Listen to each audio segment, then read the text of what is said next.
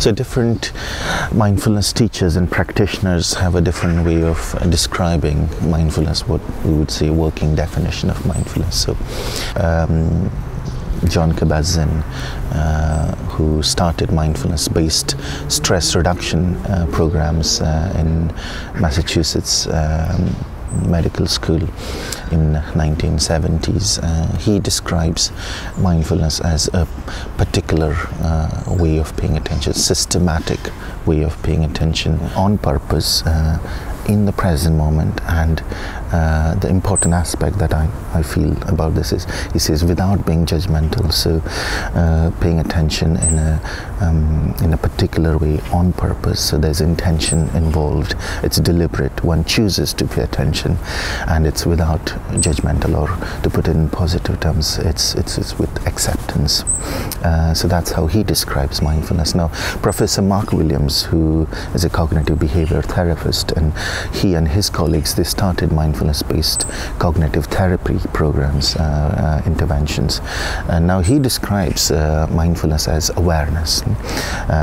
So it's knowing what is happening as it is actually happening.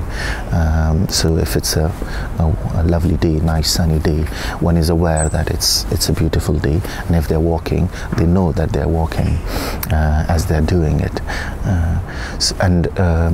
I have my working definition of mindfulness. So in a nutshell, I describe it as a kind way of paying attention, or an open, accepting way of attending, and of course moment to moment, so it's in the present moment.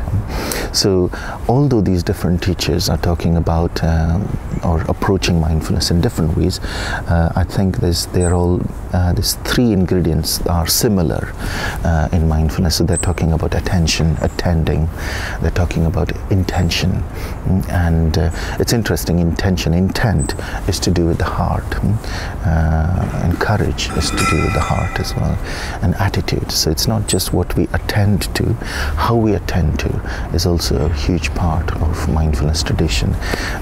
So I prefer the term heartfulness to mindfulness, because that captures the true meaning of what this is about.